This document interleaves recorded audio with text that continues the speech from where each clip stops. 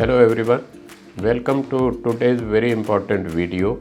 आज हम डिस्कस करेंगे एटीट्यूड क्या होता है, एटीट्यूड कैसे इंटरव्यूअर टेस्ट करता है, चेक करता है कैंडिडेट में। तो इसको बहुत ध्यान से आखिर तक देखिए और सुनिए, समझिए। पहले टाइम पे नॉलेज चेक करके इंटरव्यूअर बैंक में एम्प्लॉय रख लेते थे। अब नॉलेज के अलावा स्किल्स भी चेक करते हैं कि आप में soft skill, communication skill, listening skill वगैरह, प्रॉब्लम सॉल्विंग स्किल कैसी है, उस बेस पे रखा जाता है। अब दोनों से एक और इम्पॉर्टेंट चीज़ आ गई है जो इंटरव्यूअर कैंडिडेट में देखता है, वो है एटीट्यूड। लोग, कई स्टूडेंट, कई कैंडिडेट इंटरव्यू में बोलते हैं I have very strong attitude. ये सेंटेंस गलत है। आइए समझिए एटीट्यूड होता क्या है और एटीट्यूड को कम्युनिकेशन में कैसे यूज़ करना। तो एटीट्यूड जो है वो आपका, जब बात करते हैं तो समझ में आता है आपका एटीट्यूड क्या है। जब आप रिएक्ट करते हैं, किसी से आप बात कर रहे हैं, उसने कुछ कहा, कस्टमर ने बैंक में एम्प्लॉय को कुछ कहा, तो एम्प्लॉय कैसे रिएक्ट करता है, कैसे उसका आंसर करता है। फिर अगर प्रेशर हो ज़्यादा, उस समय आप कैसे बिहेव करते हैं। इन चीज़ों से एटीट्यूड पता लगता और एटीट्यूड नज़र आता। जब आप इंटरव्यूअर से बात कर रहे हैं, क्वेश्चन के आंसर दे रहे हैं, तो आपका एटीट्यूड नज़र आ रहा है। जब वो कोई क्वेश्चन पूछता है कि कस्टमर आपके पास कंप्लेंट लेके आया, how will you handle him, how will you handle the customer, तो जैसे आप उसको रिएक्ट करते हैं, जैसे उसको आंसर करते हैं, उसमें से इंटरव्यूअर को एटीट्यूड समझ में आता है।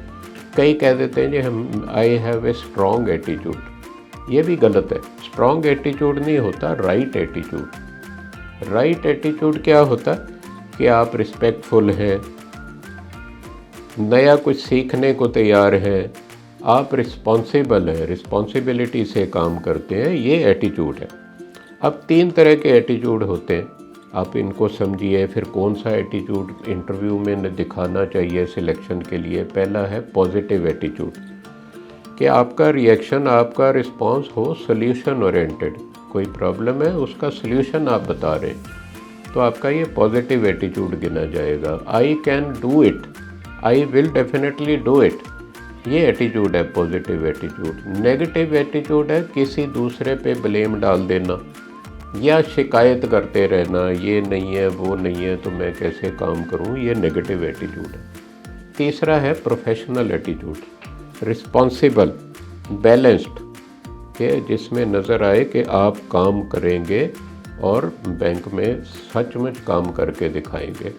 तो इंटरव्यू में, जैसे मैंने पहले कहा, प्रोफेशनल एटीट्यूड आपका दिखना चाहिए।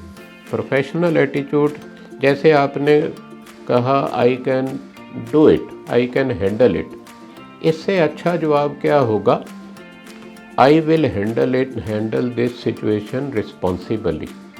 अब दोनों में फ़र्क देखिए। आई विल हैंडल इट तो कह दिया, बट बेटर है I will handle it more responsibility. I will do my best कह देते हैं इंटरव्यू में, I will do my best ordinary statement है, बट प्रोफेशनल तरीका जो है, उसका एटीट्यूड अपने बताने का ढंग है, I will take responsibility, learn quickly, bank में आऊँगा, बैंक में learn quickly, and also follow the bank's procedures and systems. ये रिस्पॉन्सिबल बात है और ये प्रोफेशनल एटीट्यूड है। तो ध्यान रखिए, इंटरव्यू में जब भी आप वर्ड एटीट्यूड बोलते हैं या इंटरव्यूअर आपसे पूछ रहा है, तो आपका एटीट्यूड प्रोफेशनल नज़र आना चाहिए, तभी आप इजीली बैंक में सिलेक्ट हो सकते हैं। Hope you like this video and कोई चीज़ समझ में भी आई होगी। कोई क्वेश्चन हो तो कमेंट सेक्शन में लिखिए। Thank you for watching.